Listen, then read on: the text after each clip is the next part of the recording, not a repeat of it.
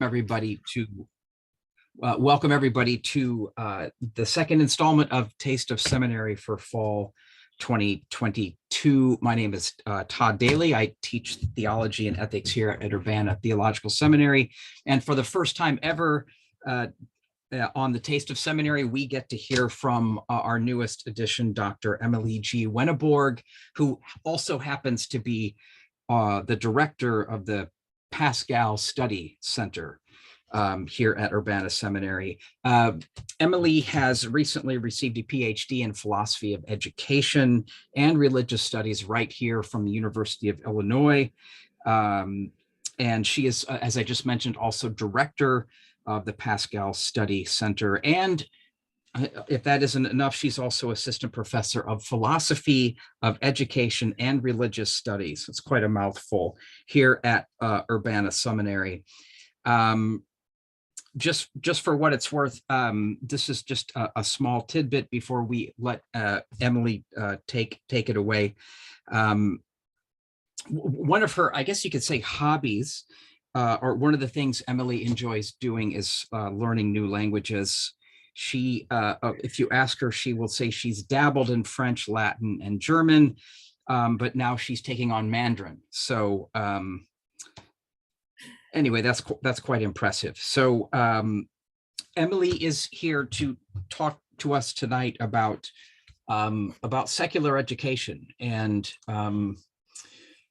how to live faithfully as Christians in what is quickly becoming a post-secular university. So without any further delay, I'm sorry, I do have one more methodological issue. Because this is a seminar format, the questions will be, you're allowed to chime in with questions in the chat, which you should be able to see on the right side of your screen. If at any time you have a question and or comment, please don't hesitate to write and let us know. And when Emily has concluded her talk, we will have time for questions and discussion. So thanks again for coming, Dr. Wenneborg. The floor is yours. Thank you, Todd, for that introduction. You see my screens up, my slides all right? Yeah. If you are wondering, well, which is it? Is it secular or post-secular? Don't worry, we're going to get there. By the end of the talk, hopefully you will understand the difference and why I'm referring to the University of Illinois right here in Champaign-Urbana and the American University more generally as post-secular. So if you have questions about that, hopefully I will answer them as we go. All right, without further ado, here is a faithful Christian presence in the post-secular university. When the University of Illinois opened as a land-grant institution in 1868, students were required to attend not only daily chapel services, but also Sunday afternoon worship and a lecture by the university president on religious topics, particularly ones of apologetic significance for Protestant Christianity. A century and a half later, UIUC's Office of Diversity, Equity, and Inclusion publishes a list of religious observances that affect the academic calendar. For the 2022-2023 academic year, the office lists 60 separate religious holidays. The groups observing these occasions include not only Protestant, Catholic, and Eastern Orthodox Christians, but also Jews, Muslims, Hindus, Sikhs, Jains, Buddhists, Baha'is, and Wiccans. In addition, 2 holidays are designated as interfaith, Kwanzaa and the Lunar New Year. The webpage further notes, members of the University of Illinois community practice a range of faith traditions, and it is the expectation of the university that religious accommodations be honored regardless of whether the date is included in this table. Clearly, the role of religion at the University of Illinois has changed significantly since 1868. How can we understand these changes? And how do those of us involved with the university respond to this new reality? What role do Christian believers have in universities today? Historian George Marsden provides a helpful overview of the shifting role of religion in American higher education. The first colleges in America were founded primarily for the purpose of training clergymen, and were usually controlled by a particular religious group, such as Congregationalists or Presbyterians. Over time, educational leaders tried to make their institutions non-sectarian, meaning broadly Protestant, but not tied to any particular denomination or sect. To do so, they gradually softened the hard lines of particular Christian doctrines, emphasizing instead the shaping of high moral character in service to the nation. Eventually, this non-sectarian Protestantism was itself jettisoned, but it was the reigning ideology of American universities for over a century. In fact, Marsden sees non-sectarian Protestantism as the established religion of American universities, public as well as private, throughout the 19th century and well into the 20th. We might expect Marsden to celebrate the prominence of Christianity during this era, especially compared with its relatively marginal place in higher education today. But in fact, Marsden actually argues that religious establishments are inherently problematic. Here's why. An established church makes it difficult to distinguish between the church and the broader society or nation, a problem particularly acute in the case of state universities such as the University of Illinois. By conflating church and society, Marsden writes, mainstream Protestant educational leaders, many of whom were indeed clergymen, were more likely to play priestly rather than prophetic roles amid their surrounding culture. In other words, they administered, articulated, and spread the prevailing values of American culture. They did not challenge those values or provide a compelling alternative to the existing culture. In consequence, the vision of Christianity these educational leaders offered gradually became more moralistic and less miraculous, offering no troublesome conflict with the scholarly consensus in science and biblical criticism. Over time, explicit Christian reference could even be dropped while the core values remained the same. As Marsden rhetorically asks, since Christianity was being defined by high moral ideals of a civilization dedicated to freedom, science, and service, why not state directly that these latter were practically your defining principles? By the middle of the 20th century, that is exactly what had happened. So what came next? It has become common to refer to American universities today as secular. Indeed, the first edition of Marsden's history, this is the cover of it here, it is subtitled From Protestant Establishment to Established Unbelief, underlining the idea that universities are now governed not by a particular set of religious beliefs, but by their absence. And indeed, in some important respects, the University of Illinois and similar institutions have become secular. Their leaders are no longer mostly clergymen. They do not offer courses that advocate for a particular religion. And as we noted earlier, students are no longer required to attend chapel daily. However, that first edition of Marsden's book came out in 1994. Now, to some of you, that may seem pretty recent, but for reference, I turned 3 that year. So it's been a little while. The revisited edition, which came out last year, has a new subtitle. You can see here, From Protestant to Post-Secular. So what does it mean to be post-secular? Theorists argue about this question ad nauseum, but I will try to provide some clarity. Until the 20th century, American society in general and higher education in particular were dominated by a single religion. In reaction, some people wanted to get rid of religion entirely. Post-secularism rejects both religion's dominance and its absence. As one of my colleagues, educational philosopher David Lewin, explains, in a general sense, the post-secular refers to the idea that modernity no longer entails an inevitable march towards secularism and the loss of faith. Instead, post-secularism tries to open up new opportunities for a multitude of religious and spiritual paths to flourish and coexist. We can see this in UIUC's list of religious observances, for example, which asks instructors to accommodate students' personal religious practices, whether or not they are included in the guide, which itself is already quite extensive. Likewise, Marsden observes a new, if still limited, appreciation for religious diversity in American higher education.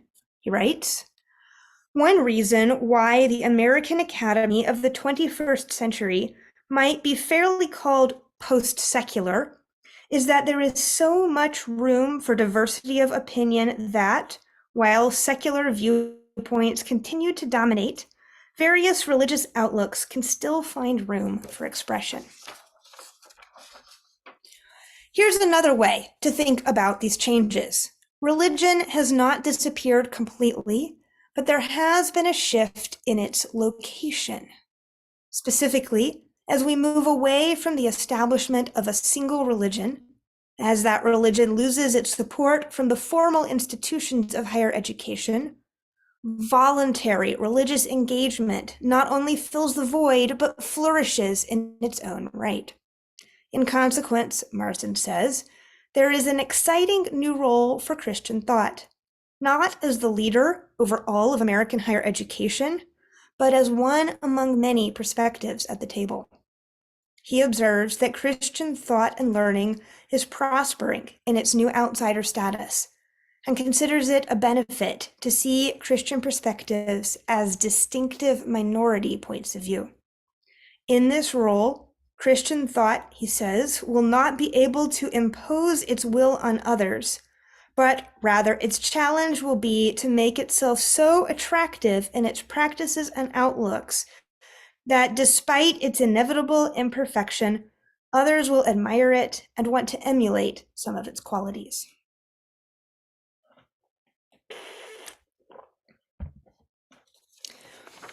Marsden's charge to Christians in the university closely resembles the call that James Davison Hunter gives to American Christians more generally, to be faithfully present in whatever spheres of life God has placed them.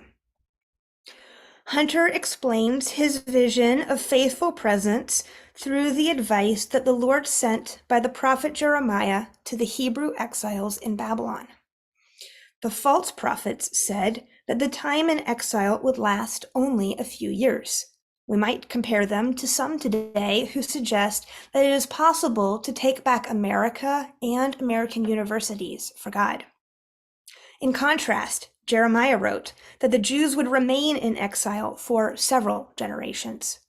Yet the length of the exilic period was not to be a cause for either nostalgia or insurrection. According to Hunter, for Jeremiah, exile did not mean that God had abandoned Israel. Rather, exile was the place where God was at work. For this reason, they must seek the welfare of their enemies, the Babylonians, for as they pursue the shalom of Babylon, God would provide shalom for his people. In other words, Hunter explains, the people of Israel were being called to enter the culture in which they were placed as God's people, reflecting in their daily practices their distinct identity as those chosen by God. He was calling them to maintain their distinctiveness as a community, but in ways that served the common good. This is what it means to be both present and faithful. In my research, I argue that living with faithful presence means learning to navigate certain tensions. In this talk, I'm going to focus on just one of these, the tension between affirmation and antithesis. Affirmation involves recognizing and celebrating whatever is good, true, and beautiful in human cultural activity. A science experiment that helps us understand the complexity of God's creation. A poem that compellingly expresses the depths of our sadness at the loss of a friend. A new theory of social organization that moves us towards a more just way of orienting our shared life. All of these are good gifts of God, regardless of whether those who produce them are Christians or not. At the same time, not everything that claims to be true, beautiful, or just really is so. As Christians, we must honestly recognize the fundamental opposition or antithesis between our faith and non-Christian outlooks. Yet antithesis goes beyond simply analyzing this opposition. More importantly, antithesis highlights the alternative interpretation that Christianity offers. The tension between affirmation and antithesis can help us make sense of the cultural and political context of the modern university. In her wonderful little book, The Secular Creed, Rebecca McLaughlin examines claims and slogans such as Black Lives Matter and Love is Love from a Christian perspective. Such statements encapsulate many initiatives and causes championed by post-secular universities, including the University of Illinois. In fact, if you have spent any time at all in the neighborhoods surrounding our university, you have surely seen yard signs proclaiming these very slogans. McLaughlin urges Christians neither to hammer these signs into our own yards, nor to hammer them flat. Instead, she asks us to put our hammers down and to disentangle ideas Christians can and must affirm from ideas Christians cannot and must not embrace. Christians in the university community may wonder how to respond to diversity and inclusion training, expectations regarding preferred pronouns, controversies over speaker events, and more. This little book offers a wonderful first step toward considering how to situate all these matters within faithful Christianity, and I highly recommend it. I have found ways to engage in affirmation and antithesis in my own research and writing. At one major conference in my field, each paper presentation is followed by a formal response from another scholar. The first time I presented at this conference, I felt unsure about what to say in reply to my paper's respondent. Eventually, I realized I could affirm what the respondent had added to my paper while offering an alternative interpretation where the respondent had missed my original point. In this instance, living in this tension was not too different from sound advice that anyone might give to a young graduate student. But the concept of affirmation and antithesis did help me articulate that advice to myself. Similarly, Christians in fields from chemistry to art history to psychology to advertising can find much to value and learn from in their field's accomplishments, even as they pursue the difficult work of retelling those accomplishments within the story of God's redemption.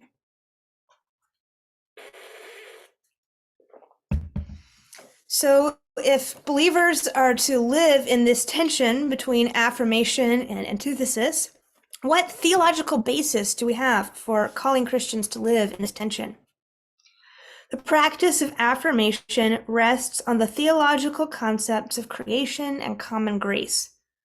Common grace refers to the many good gifts of God that are shared by Christians and non-Christians alike, including natural goods such as rain and sun, relational goods such as children and friends, and especially cultural goods such as science, the arts, government, and education.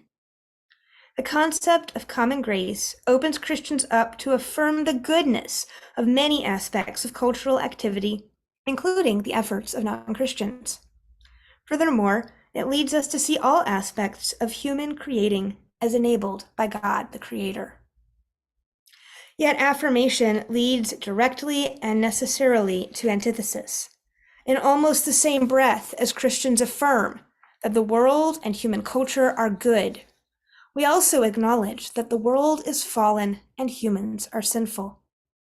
Although it is individuals, not cultures or ideas, who are sinful, the effects of our sinfulness can be felt in all that humans do.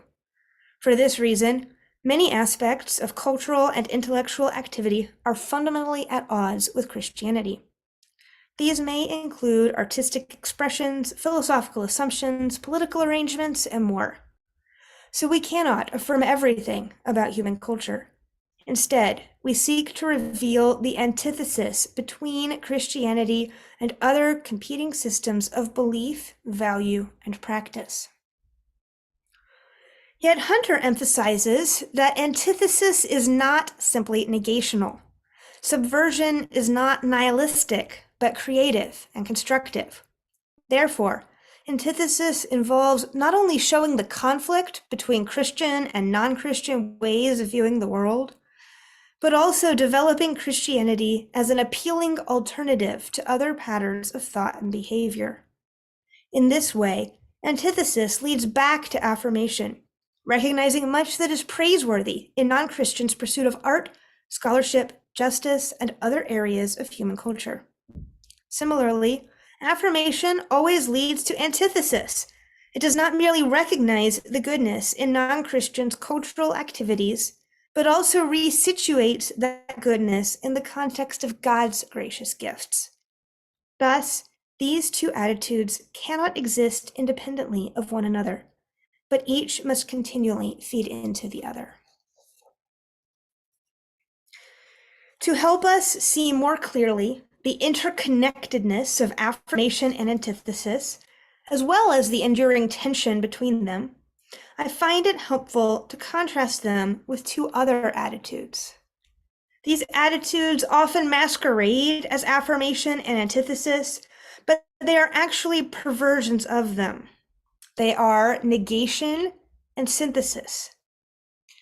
As you can see from the diagram, negation is the opposite of affirmation and the distortion of antithesis. This means that we often think we are doing antithesis when we are really just doing negation. Hunter explains that antithesis is constructive opposition, while negation offers nothing beyond critique and hostility. Likewise, synthesis is the opposite of antithesis and the distortion of affirmation. So we often try to do affirmation, but end up just doing synthesis. In Hunter's words, synthesis is problematic because it presupposes a blending and an accommodation with that which it opposes. Affirmation, on the other hand, does not require assimilation with its opposition to validate actions or ideas generated by the opposition of which it approves. Now, this is by far the most technical part of my talk, so thank you for hanging with me through this diagram and trying to understand how these ideas relate to one another.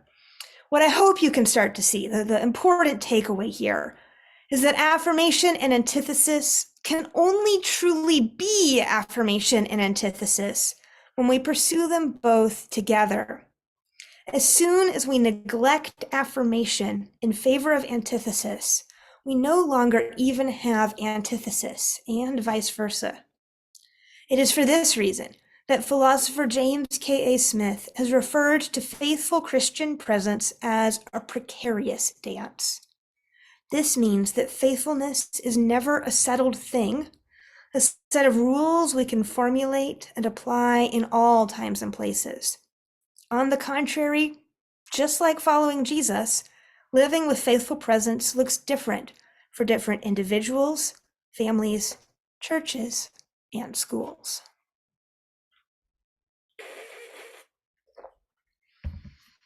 This also means that we absolutely must work out faithful presence in fellowship with others who know our particular context. Recall that what Marsden discovered. Voluntary religious engagement actually flourishes when it is no longer under the formal, institutional control of the university. In the 2021 version of his book, Marsden includes an epilogue on a renaissance of Christian academia.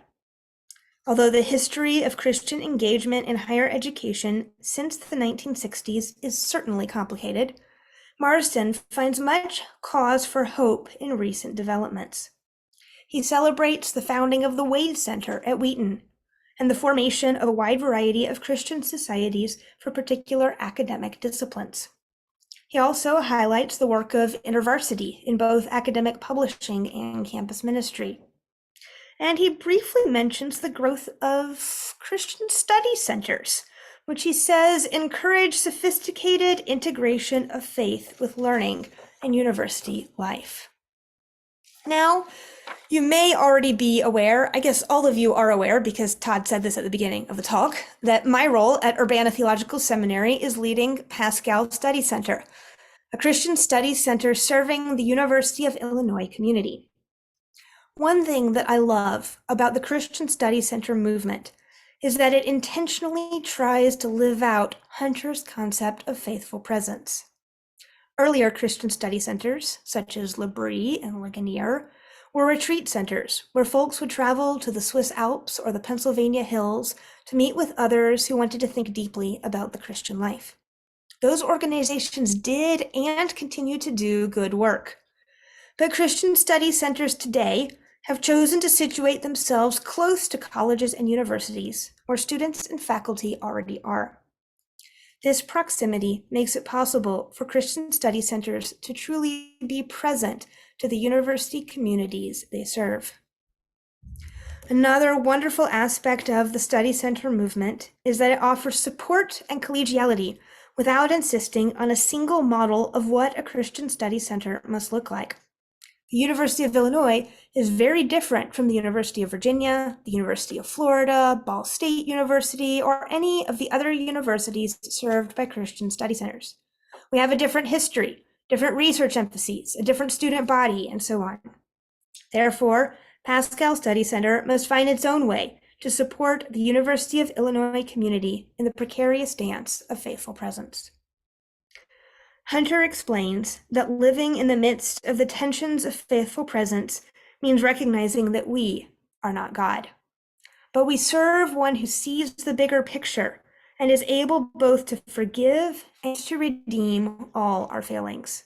Hunter writes, "The call to be in the world but not of it is a call to abide in the will and purposes of God in the present world disorder with integrity.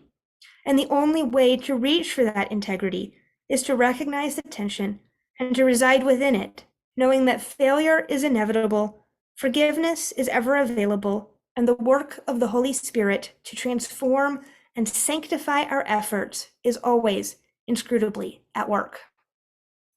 In post-secular universities such as UIUC, believers encounter both profound opportunities and many potential pitfalls as they seek to love God and neighbor in the work of learning, teaching, and research.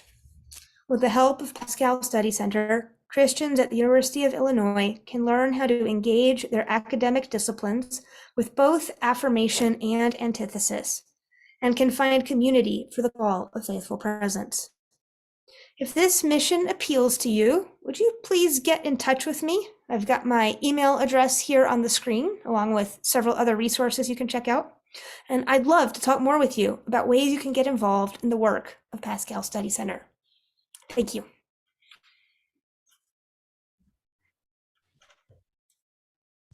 All right.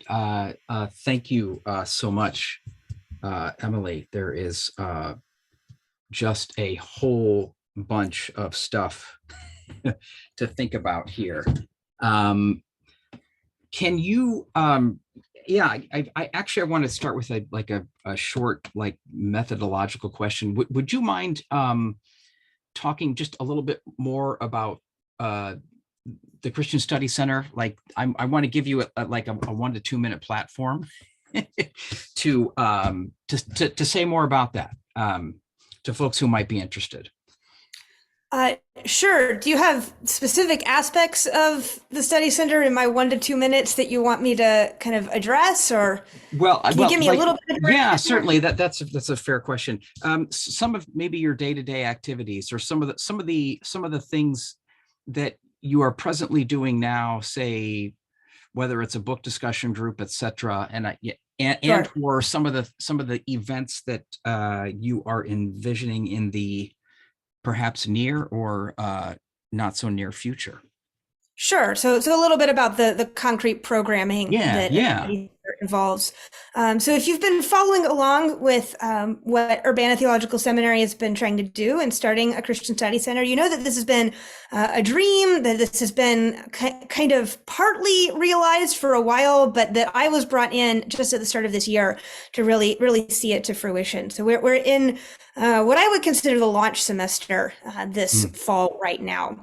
And this fall, that looks like two reading groups. One of those reading groups is meeting weekly, and it's specifically for university students. We're going through a wonderful book called You Are Not Your Own by Alan Noble. Uh, it's got some really heady intellectual analysis of the modern world and what it's like to live in this world, but also some really practical challenges for Christians seeking to be faithful, whether as students or in other walks of life. We also have a reading group that is through the Paideia Center that's open to anybody in the community. And that group is reading Athanasius's On the Incarnation this fall. I've got more ideas than I have time and energy for where we could go Mm. in the near and long-term future. This could involve speaker events, lecture series. I would really love to get a writing group started for Christians in the university, particularly who are trying to do nonfiction writing. So maybe you're working on a dissertation or something like that, and wanting some community with other Christians who are also writing for their university work.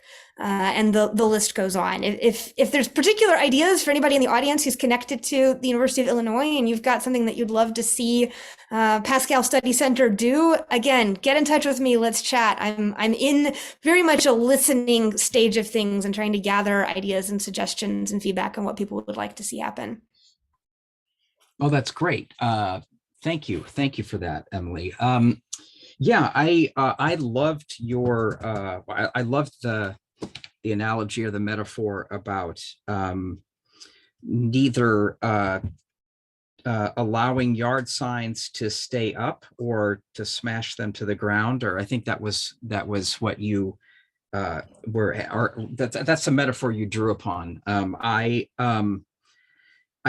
can't help but wonder, this is a fairly not serious remark about a third option, and that is taking the sign and painting over it and using it to advertise your garage sale. But that might be, there might be some ethical issues with that. But there's also, I know in some schools of theological cultural analysis, there is very much this idea of recapturing symbols that have somehow been stripped of their religious significance. But we don't need to go down that road because there's more important questions here and or comments. So I'm going to start at the top of the list here. One participant is asking whether or not you are familiar with Curtis Chang's book, Engaging Unbelief. The subtitle is A Captivating Strategy from Augustine and Aquinas. And there's a follow-up comment. We should not, or I'm sorry, we should confront challengers not with legal or moral coercion, much less violence, but by meeting and speaking with them within their own thought and language worlds. This approach involves, entering the challenger's stories, retelling the stories, and third, capturing those retold stories within the gospel's larger story. Anyway, thoughts, comments? Yeah, I'm Insightful actually comment. not Thank you. familiar. I'm not familiar with that title. Thank you, David Surik, so much for that suggestion. That is definitely going on the reading list. Sounds like there's maybe some Alistair McIntyre influence there with the idea of retelling someone else's story, Mm. or telling your story in the words of someone else's story. There's a lot of interesting things to unpack there. I want to think about that kind of for the rest of the evening, and we won't be able to. But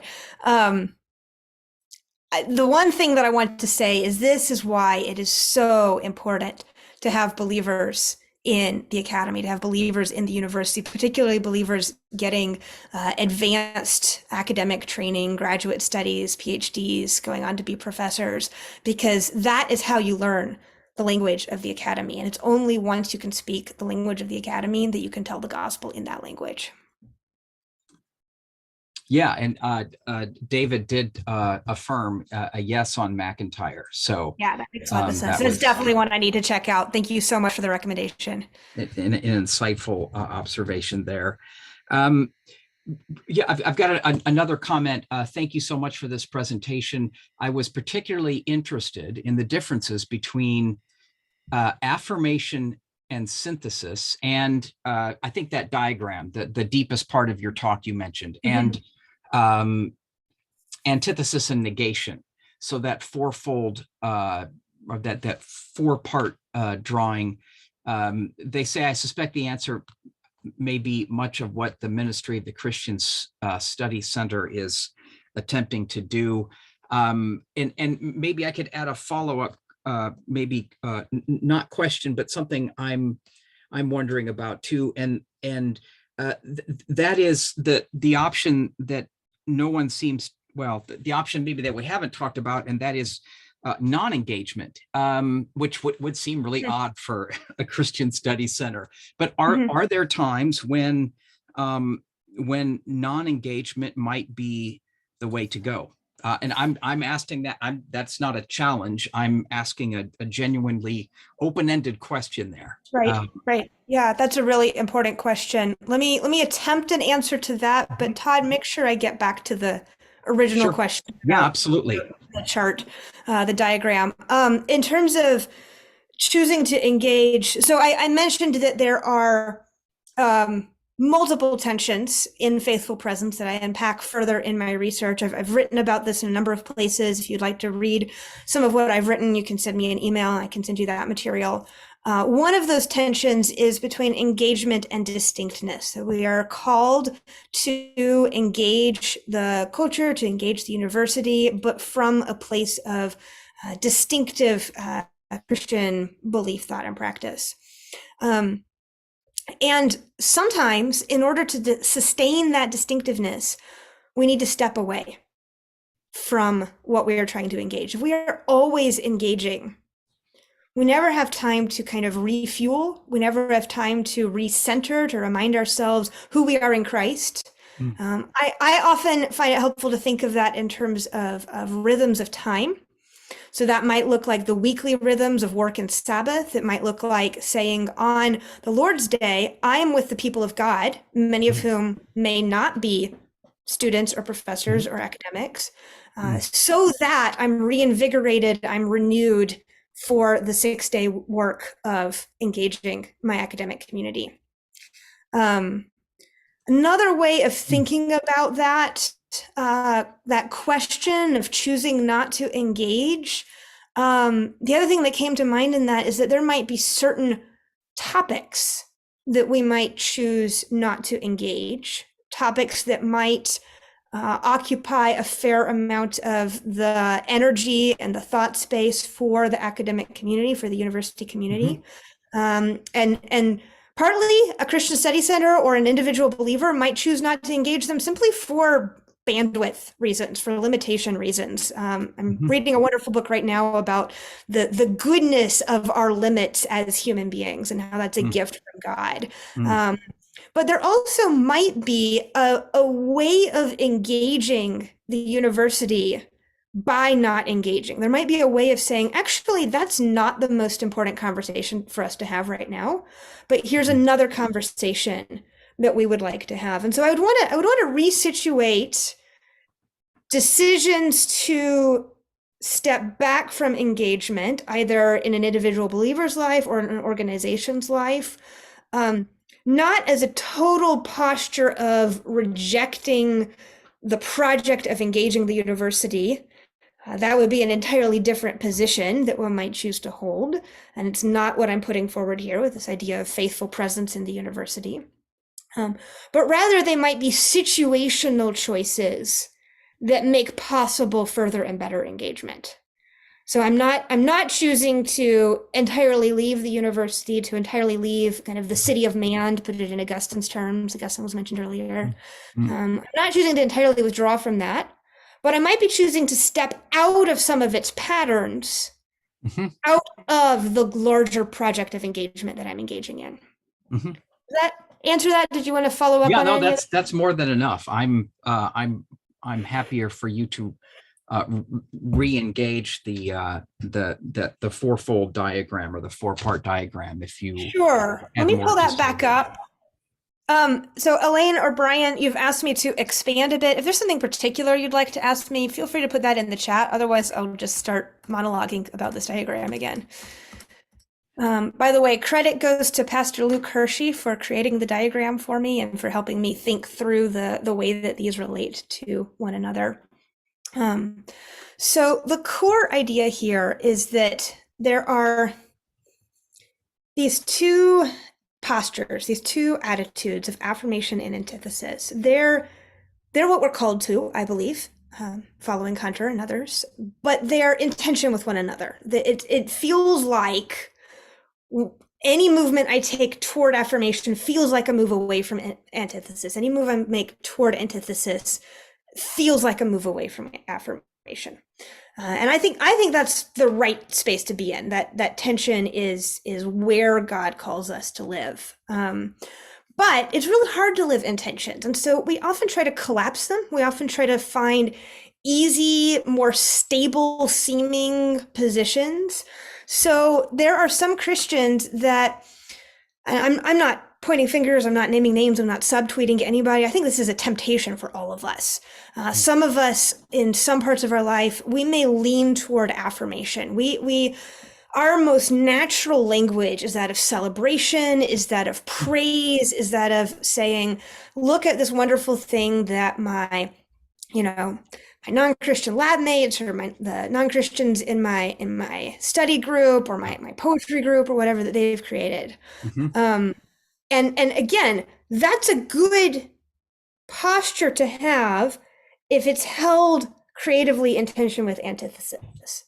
But if you find that you're almost always in that moment of affirmation and that the language of antithesis kind of trips on your tongue, you might find that you've actually slipped into synthesis. And so I say that synthesis is the opposite of antithesis. It's what happens when you don't have any antithesis at all. And it's the distortion of affirmation. It's what happens when you miss the mark of affirmation.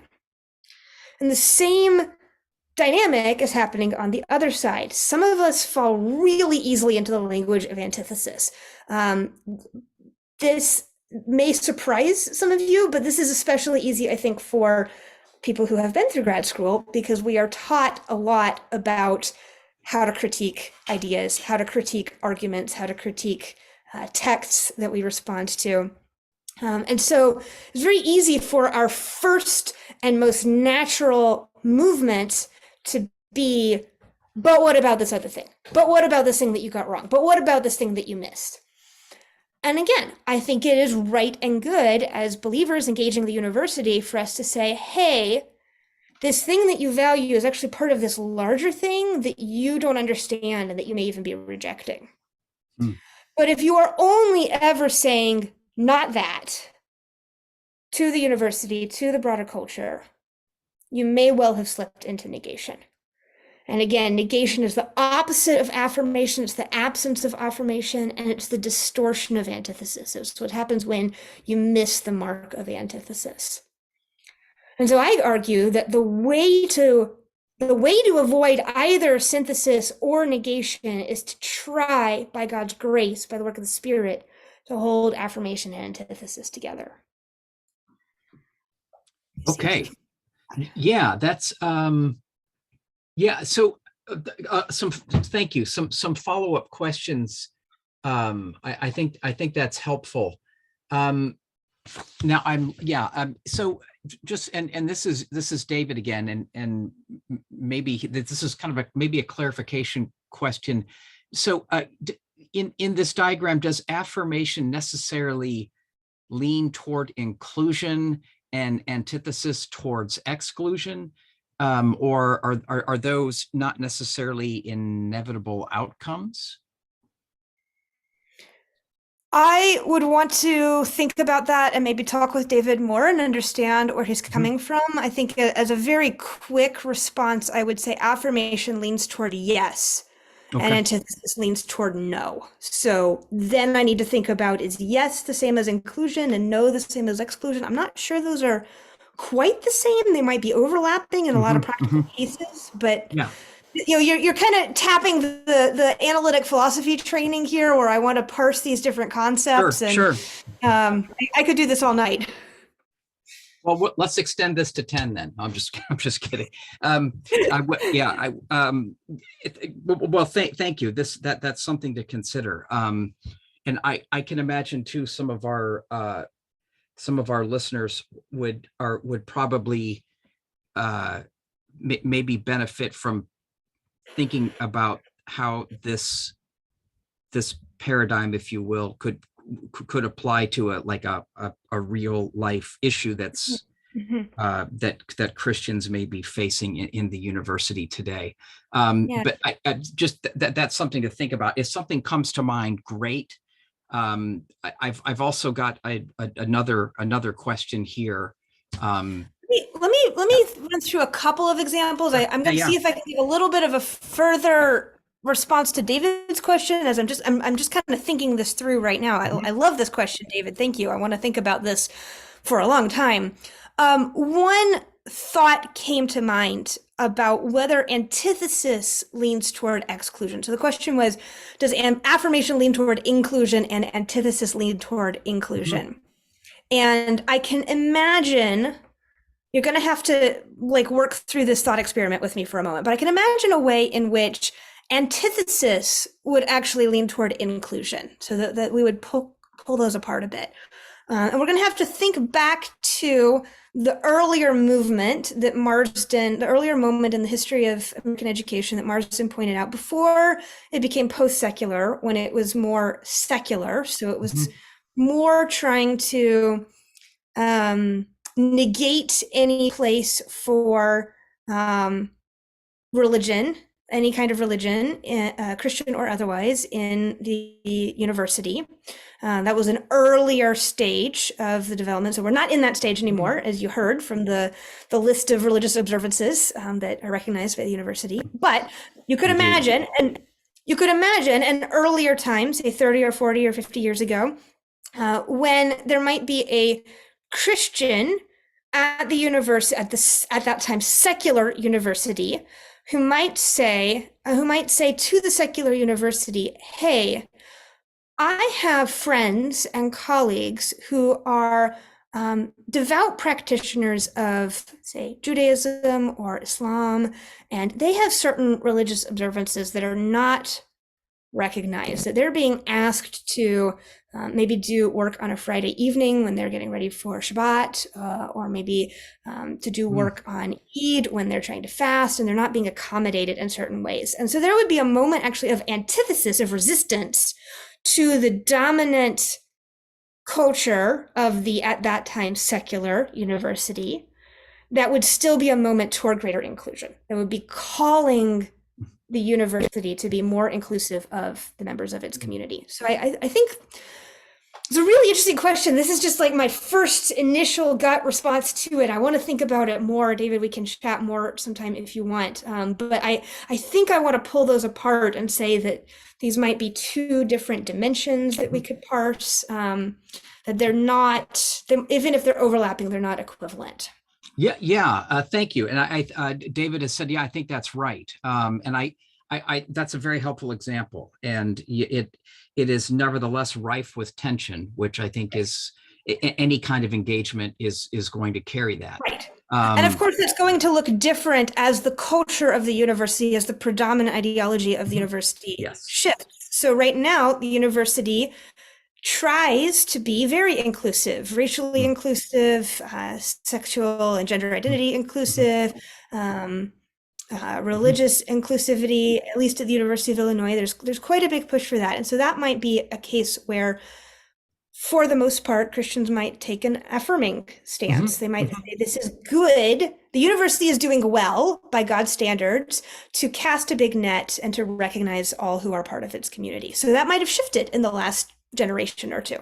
I want to give another example to the request for a practical example, and very, very large, like, 50-foot letters disclaimer. I am not a biologist. I am not a scientist.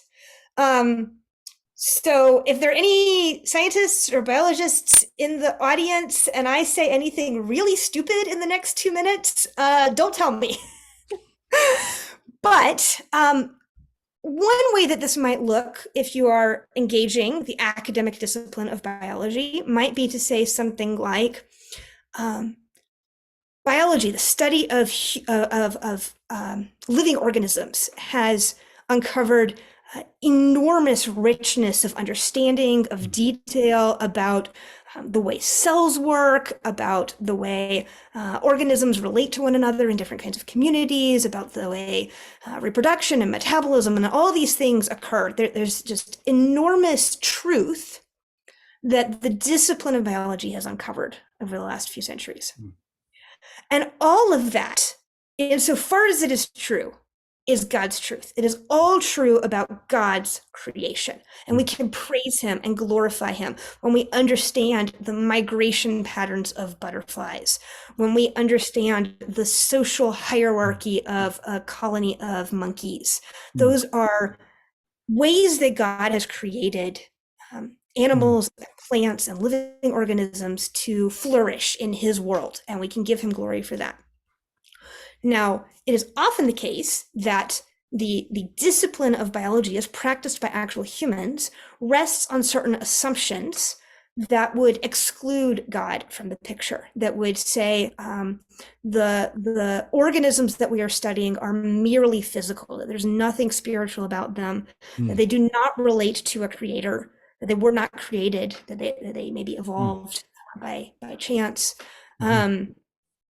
And as believers, we would say, no, we would have an engagement of antithesis to that. We would say, we're not going that far with you. And in fact, the reason we're not going that far is because we want to give glory to the creator of all of these wonderful creatures that we have studied.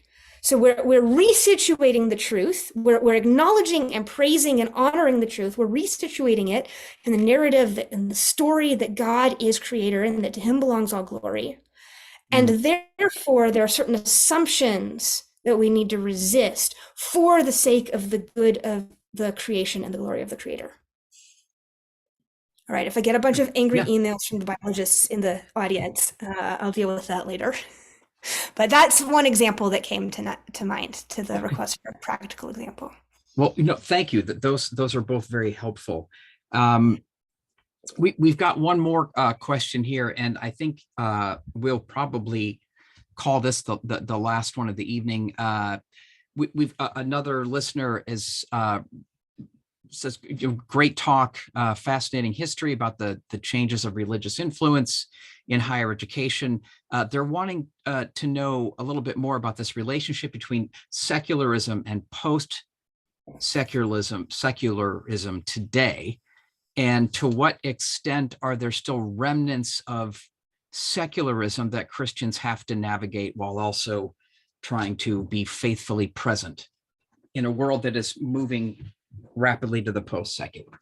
So that makes sense. That is a wonderful question. Thank you so much to the participant for that question. If you know anything about my broader research, you know that the theory of secularism, how we understand what it means to be secular and post-secular, is a really key piece of philosophical interest, research interest for me. Ironically, I gave a talk tonight that refers to a post-secular university. I'm giving a talk at the end of the month about a different kind of education in a secular age. That's the title of that talk. So I'm kind of waffling between these two. These two lenses, and part of that's the complexity of these issues. Part of that's the complexity of the modern world. There are elements of secularism and post-secularism in our world. I'll say more about that in a moment. But part of that's that the understanding understandings of each of these actually kind of overlap. And I don't want to bore everybody with lots of theoretical details, but the post-secularism discourse, the post-secularism research is coming out of conversations about secularism, about what it means to be secular. It's not an entirely new conversation. It's kind of a continuation of that conversation.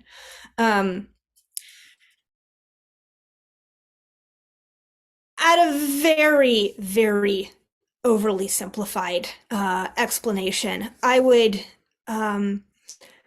respond to the question at a first brush by saying it's going to be more helpful to think of secularism when you're dealing with parts of the university and parts of the broader culture that operate without a concept of God, without a belief in God, without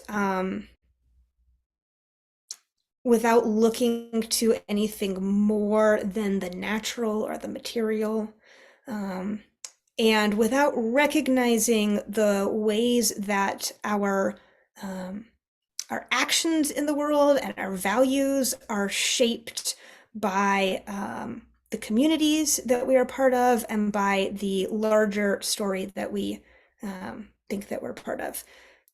I could unpack that for longer than I will, but you're going to be dealing more with post-secularism when there's a little bit more of a humble posture, a little bit more of an intellectual humility, a willingness to say there's more to this world than we realize, or there may be, might often look very agnostic rather than atheistic, that is willing to say organized traditional religion, not just Christianity, but all those other religions that I mentioned, continues to be really relevant in lots of people's lives. It continues to shape the way that lots of people make meaning.